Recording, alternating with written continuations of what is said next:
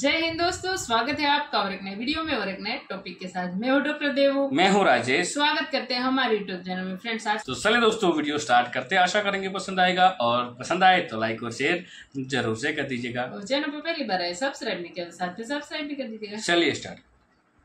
होता ये इलानी साहब के पाकिस्तान प्रेशर नहीं ले पाता sir. Whenever we India on any forum, west का प्रेशर हम पे आता है, ऑलरेडी हम अंडर डेट हैं और फिर हम खामोश होकर बैठ जाते हैं। शायद इसी का फायदा उठा रहा है वो। 26 नवंबर 2008 के मुंबई हमलों के आरोपी तैमूर राणा को भारत लाने का रास्ता साफ हो गया है। प्रत्यर्पण के फैसले के खिलाफ उसकी अपील को अमेरिकी अदालत ने खारिज कर दिया है। मेरा मतलब यह है कि अगर आपके पास कोई जवाब नहीं है तो फिर यह होता रहेगा। अमेरिकी अदालत ने अपने फैसले में कहा है कि दोनों देशों के बीच प्रत्यर्पण संधि के तहत उसे भारत भेजा जा सकता है। Pakistan officially accepted that they were Pakistani terrorists और non-state actors जो थे जिन्होंने जाके इंडिया में 26/11 किया। 26/11 26 नवंबर 2008 मुंबई हमले पाकिस्तान और इंडिया की तारीख में स्याह धब्बा। भारत के चाहे मीडिया के लोग हों, चाहे उनके पॉलिटिशियंस हों, कई तरफ से जो स्टेटमेंट्स आई उससे यही लगा कि वो लोग कोई खास इंटरेस्टेड नहीं है कि एक बार फिर ट्रेड ओपन हो। और फिर दुनिया जानती है क्या हुआ। उसका असर सबसे ज्यादा जो पाकिस्तान इंडिया करीब हो रहे थे, करीब हो चुके थे अली भाई, बहुत इतने ज्यादा करीब हो गए थे। हमारे एक्टर्स वहां जा रहे थे, वो लोग यहाँ रह रहे थे। हालात पहले से बदतर मालूम होते हुए नजर आ रहे हैं। सियासत ठीक करते करते मुआशी बहरान गले पड़ता जा रहा है कि 2008 से लेकर 2024 तक पाकिस्तान के कर्जों में कितना इजाफा हुआ है वो सुन के सारे पाकिस्तानियों ने दांतों तले उंगलियां दबा ली। जिन्होंने इसको एक्सेप्ट किया कि ये इधर से ही हमला हुआ है। हेलो फ्रेंड्स, जय हिंद। हिंदुस्तान स्पेशल में आपका स्वागत है दोस्तों। अमेरिका की एक अदालत ने मुंबई में हुए आतंकवादी हमलों में शामिल एवं पाकिस्तानी मूल के कनाडाई व्यवसायी तैमूर राणा को बड़ा झटका देते हुए फैसला सुनाया कि उसे प्रत्यर्पण संधि के तहत भारत को प्रत्यर्पित किया जा सकता है। US court of appeals for north circuit ने 15 अगस्त को सुनाए अपने फैसले में कहा, भारत अमेरिका प्रत्यर्पण संधि राणा के प्रत्यर्पण की अनुमति देती है। राणा ने कैलिफोर्निया में अमेरिकी डिस्ट्रिक्ट कोर्ट के आदेश के खिलाफ US court of appeals for north circuit में याचिका दायर की थी। कैलिफोर्निया की अदालत ने उसकी बंदी प्रत्यक्षीकरण याचिका को अस्वीकार कर दिया था।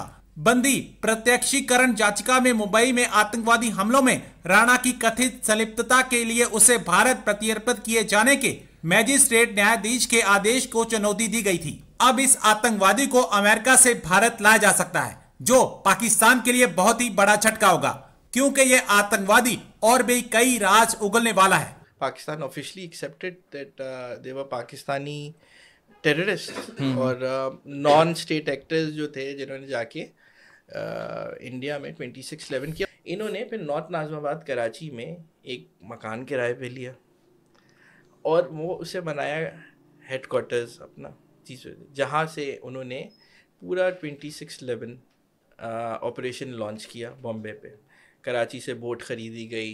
ये वो सारी चीज़ें जो पाकिस्तान ने एक्सेप्ट की हैं, तो हम बात कर सकते हैं। क्योंकि मैंने वो 73 पेज की जो रिपोर्ट थी ना, वो पढ़ी थी पूरी की पूरी। इंडिया गवर्नमेंट ऑफ इंडिया की तरफ से जो लॉन्च दी गई थी, उसके अंदर बहुत सारी डिटेल्स थी और वो हमने भी प्रोवाइड की। देखिए, नेशनल सिक्योरिटी एडवाइज़र थे जनरल दुरानी उस ज़माने में। He accepted it, he went to India. General Pasha actually went to India for a day's visit, but obviously unfortunately ये लोग गए, इन्होंने एक बहुत बड़ा टेररिस्ट वाकया, मतलब इन्होंने बोट का इंजन खरीदा, बोट बनाई, पूरी बोट बनाई। लड़के जो थे अजमल कसाब जैसे साउथ पंजाब से खरीदे। कितने लड़के थे ये कोई 40-50 लोगों का कहते हैं ग्रुप था, उसमें से इन्होंने सेलेक्ट किए। they became animals with no emotions, vultures। और बोट से इन्होंने फिर गए। उससे पहले इन्होंने एक रैकी की हुई थी बॉम्बे की, किन किन जगहों पे इन्होंने किया, और फिर दुनिया जानती है क्या हुआ। उसका असर सबसे ज़्यादा जो पाकिस्तान इंडिया करीब हो रहे थे, करीब हो चुके थे अली भाई, बहुत इतने ज़्यादा करीब हो गए थे। हमारे एक्टर्स वहाँ जा रहे थे, वो लोग यहाँ रह रहे थे। जाना तो दूर की बात है, हम एक्टर्स की बात करें, कितने सारे एक्टर्स थे, कितने अंडरग्राउंड आर्टिस्ट को मैं जानता हूँ नाम से, जिनके घर वहाँ थे, जो कि जिनके पास वक्त नहीं होता था सर खो जाने का, इतने ज़्यादा उनके पास कंटिन्यूसली कॉन्सर्ट्स थे, हमारे कॉमेडियंस वहाँ पर होते थे। 26 नवंबर 2008 मुंबई हमले पाकिस्तान और इंडिया की तारीख में स्याह धब्बा। आप देख रहे हैं मेरा प्रोग्राम ब्रेकिंग बैरियर्स। मैं हूं आपकी host Alia show official YouTube channel पर आप सबको वेलकम करती हूं। मुंबई हमले को 15 साल गुजर गए, लेकिन अभी तक पाकिस्तान और भारत के बीच के ताल्लुकात बेहतर नहीं हो सके। लेकिन क्या ये रिलेशंस बेहतर बनाने के लिए कोशिश की गई? सब कुछ जानता है, लेकिन हो सकता है ऐसी कुछ चीजें आपने ना पढ़ रखी हो या आप ना जानते हो। जैसे कि इन हमलों से पहले एक अलर्ट जारी किया गया था और ताजमहल पैलेस होटल के मालिक को ये बताया गया था कि हमले हो सकते हैं। ये किसने बताया था? ये अलर्ट किसने जारी किया था? और इसी के साथ ये कि थोड़ी जरा इसकी टाइमलाइन भी देखेंगे। लेकिन सबसे पहले हम बात ये करेंगे कि क्या वजह हुई कि ये हमले हुए और लश्कर तैयबा के दहशतगर्द वहां पर पहुंचे, उन्होंने वहां पर ये हमला किया और 166 इंडिया के लोग अपनी जान से चले गए और 3 दिन तक ये दहशतगर्दी जारी रही। और मुंबई जो कि इंडिया का दिल है और ताजमहल होटल पैलेस जो है वो एक इंटरनेशनल लैंडमार्क जिसको कहा जाता है, वहां पर 3 दिन तक ये दहशतगर्दी की लपेट में रहा ये सब कुछ। और जो दहशतगर्द हैं वो 38 आवर्स का ट्रैवल करके वहां पर पहुंचे और उनके पास खाने पीने की अशिया भी थी और उन्होंने बोट्स के जरिए ये ट्रैवल किया। ये हमें कैसे पता चलता? हमें ये पता चला जैसे ही टेलीविजन स्क्रीन्स पर ये सब आना शुरू हुआ, क्योंकि जाहिर है कि जब इतनी देर तक एक सीट जारी रहे तो फिर लाइव जो है आपको वो पता चलता है कि ये तो रियलिटी शो है, ये कोई ड्रामा या फिक्शन नहीं है, बल्कि ये रियलिटी शो। ऐसे ही होना शुरू हुआ और हमारी याददाश्तों में अभी भी मौजूद है कि उसके बाद जब ये कहा जाने लगा इंडियन मीडिया पे कि ये पाकिस्तान से दहशतगर्द ग्रुप लश्कर तैयबा के जो दहशतगर्द दाखिल हो गए हैं और उन्होंने हमला कर दिया यहाँ पर, उसके बाद पाकिस्तान की टेलीविजन स्क्रीन्स भी इस हादसे और सामने से भर गई और वहां पर भी ट्रांसमिशन स्टार्ट हो गई। दिलचस्प बात यह है कि पाकिस्तान के ऐसे कई एक पॉलिटिशियंस और बिग अथॉरिटीज जिन्होंने इसको एक्सेप्ट किया कि ये हाँ इधर से ही हमला हुआ है, ये जो दहशतगर्द ग्रुप है इसने ये हमला वहां पर किया है।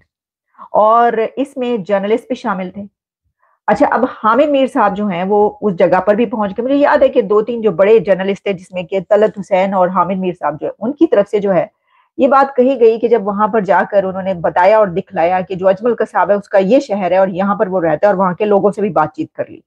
अच्छा, ये जो बातचीत है ये फटाफटी हो गई, यानी कुछ ही देर लगी और ये सब सामने आ गया। तो जब सामने आ गया तो उसके कुछ देर के बाद फिर डिनाइल का जो है वो तरीकाकार शुरू हुआ कि ऐसे नहीं, मन्ना नहीं, मतलब साढ़े नहीं है, गलत है वो। फिर ये कहा गया कि जनाब, उसके बाद जो चीजें सामने आती रही कि वो तो ये जो है अजमल कसाब ये तो मुसलमान था ही नहीं, ये तो हिंदू था, ये तो ये था, बहुत सारी चीजें उसके लिए चलती रही। लेकिन वो बात की बात है, जब ट्रायल चला, अभी तो हम बहुत पहले स्टार्ट में है, तो उस पे जो है पाकिस्तान की पॉलिटिशियंस तक ने इसको एक्सेप्ट किया कि हाँ इधर से ही हुआ है और यही लोग गए हैं। अच्छा, फिर जो मीडिया आउटलेट्स थे दुनिया के, उन्होंने इसके ऊपर जब बात करनी शुरू की तो BBC और कई और मीडिया आउटलेट्स ने वो जो इंटरसेप्ट कॉल की गई थी दहशतगर्दों की, जिसमें उनको हिदायत दी जा रही थी, वो भी सामने आना शुरू हो गई। थैंक यू दोस्तों वीडियो को यहाँ तक देखने के लिए। बाकी दोस्तों आपकी क्या राय है इस वीडियो के माध्यम से आप कमेंट में लिखकर जरूर बता दीजिए। फिलहाल आपसे विदाई ले रहे, मिलेंगे और एक नई वीडियो में दोस्तों आपके साथ। टिल देन, जय हिंद, जय भारत।